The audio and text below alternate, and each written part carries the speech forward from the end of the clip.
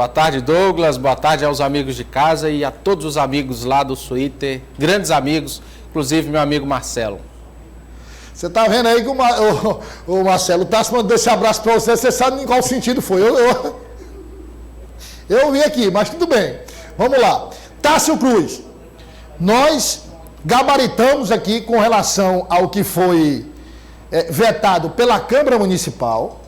Aí a Câmara fez o papel dela e o que foi votado na Câmara está nas mãos do prefeito. Antes da gente chegar nessa questão do placar, eu queria perguntar a você o seguinte: há indícios de que ele vai vetar, Tássio, todos os votos, todos os destaques dos vereadores ou parte dos destaques? Existe sim, Douglas.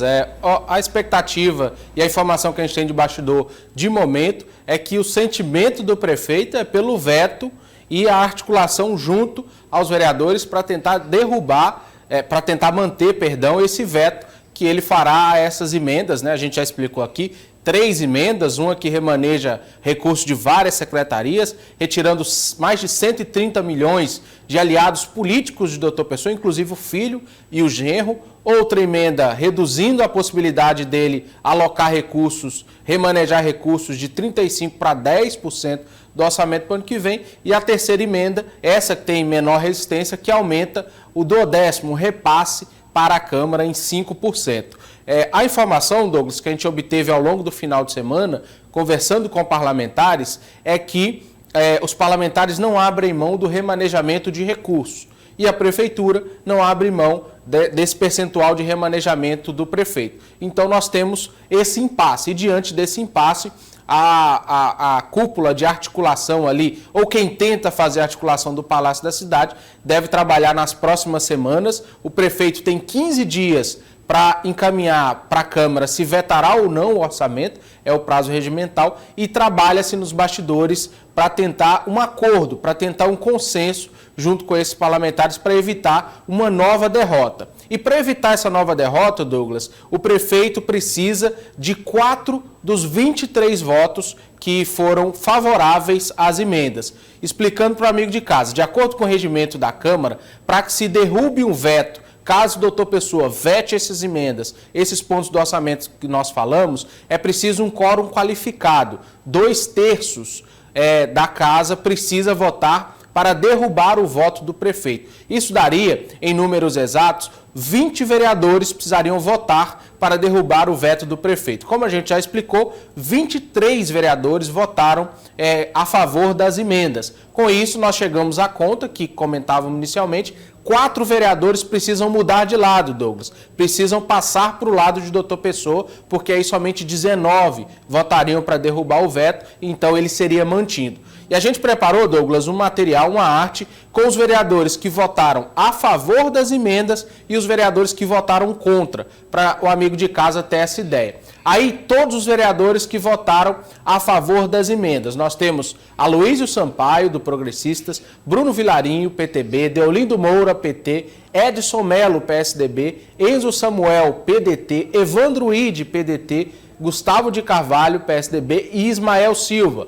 Nós continuamos na próxima lâmina com os vereadores que votaram a favor dessas emendas. Nós temos ao total, Douglas, 23. Então, Jeová Alencar está com asterisco ali, por quê? Porque o presidente da sessão não vota, né? Mas ele é a favor da emenda. Então, conta-se como um deputado favorável às emendas. Leonardo Eulálio, Luiz Lobão, Neto do Angelim, Tanandra Sarapatinhas, Paulo Lopes, Pastor Levindo, Vinícius Ferreira e completando a lista dos 23 que se posicionaram e votaram a favor das emendas, nós temos então os últimos vereadores e nós vamos mostrar daqui a pouco os que votaram contra. Pode passar, Rafa. Aí pronto.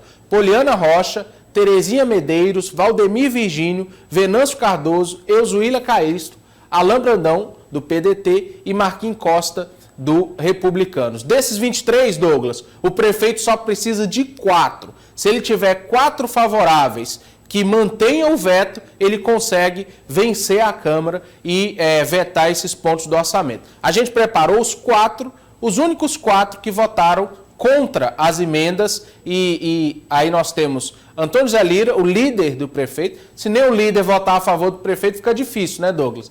Zé Filho, que é suplente, então, obrigatoriamente, tem que votar com o prefeito, senão perde a cadeira. Dudu, do PT, e Capitão Roberval, que foram os dois únicos vereadores que não têm envolvimento direto com o Palácio da Cidade. Dudu indica a Fundação Mauro Ferraz e Capitão Roberval tem participação na gestão. Então, só esses 4 que votaram com o doutor Pessoa no orçamento. Então, resumindo para o amigo de casa, dos 23 que mostramos, o prefeito precisa de 4 mudarem de lado, 4 pularem a cerca para que ele consiga manter esse veto que deve vir da prefeitura.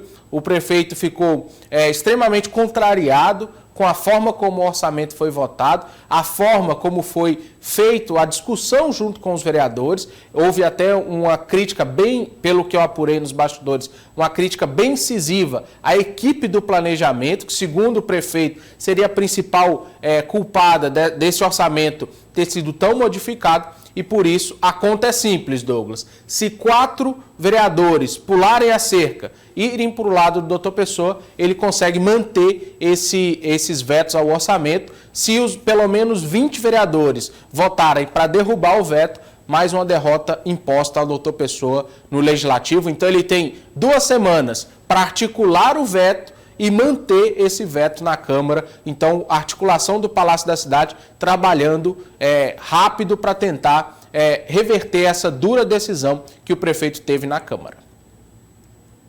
É o seguinte, qual a possibilidade, porque assim, aí você está falando o quê? Que o prefeito vai peitar a Câmara, é isso? A informação de momento é essa. O prefeito não abre mão e a Câmara também não abre mão das... Agora, Tássio, me diz uma coisa, o prefeito não abre mão, vai peitar a Câmara, para que negociação?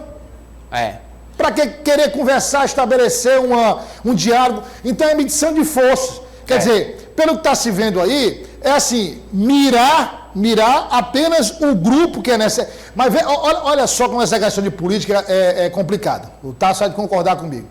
Não, qual é a bola da vez? A bola da vez é resolver o problema do orçamento, né, Tássio? Isso. Aí eu vou mirar 4 ou 5 vereadores para poder conseguir que os vetos sejam derrubados.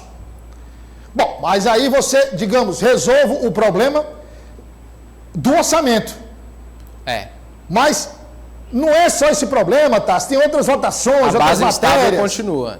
E também, Tássio, 4 vereadores não vão lá passar para o lado do prefeito, porque tem a questão também do corporativismo. Isso. Ou seja, eles também... Aí os outros vão dizer, então vocês foram lá, negociaram lá, foram contemplados com isso, com aquilo, e nós nada. Então é muito complicado. O que é que você projeta desse embate, caso realmente o prefeito queira peitar?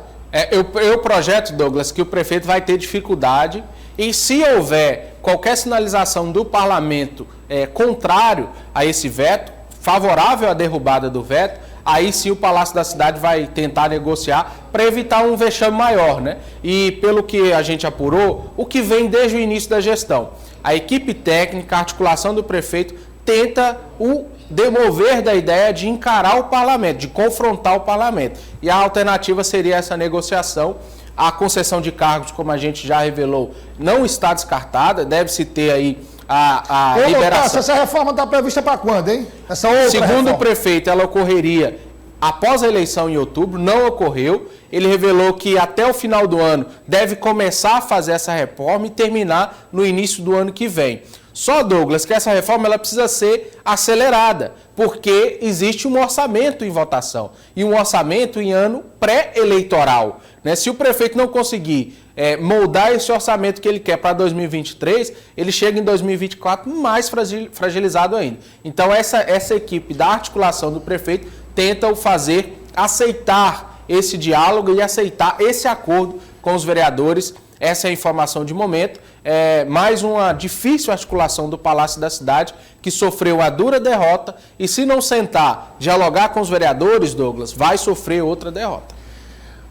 Também nem pegaria tão bem, Tássio, fazer uma reforma no meio de uma negociação dessa com... Ficaria escancarado. Ficaria escancarado. Quer dizer, seria o caso de uma negociação com o prefeito e com a Câmara para se fazer pós-orçamento. Isso. Pós-orçamento. Agora, vamos lá. Existe alguma corrente na prefeitura A gente sabe de nomes de bom senso na prefeitura, mas isso é uma corrente na prefeitura defendendo esse diálogo logo, mas aí que não seja um diálogo só para o orçamento, mas seja um diálogo que se resolva os problemas, para que haja realmente essa base de sustentação sólida no parlamento? Existe sim, Douglas. Essa base é capitaneada pelo secretário João Henrique, né, que é o principal, que tenta fazer essa articulação, e ele vem sendo chamado lá nos bastidores da Câmara como o Bombril, que tem 1001 utilidades dentro do governo. Só o doutor Pessoa não sabe que ele é o Bombril, né? Cuida do planejamento, cuida da articulação junto a bancos e empréstimos, cuida da articulação política junto à Câmara, ou seja, ele desempenha várias funções, mas falta o prefeito dar a eles essas atribuições, né? Então, o João Henrique capitaneia esse grupo que defende a articulação. O secretário de governo, André Lopes, que é genro de doutor Pessoa, também busca essa negociação. Lembrando que ele foi um dos mais prejudicados com essas emendas, né? Sua pasta perdeu aí 10 milhões. Então, só corrigindo, então você tem aí, nesse grupo que defende a conciliação, defende o diálogo, João Henrique e André Lopes. Isso, João Henrique e André Lopes, que coordenam, né?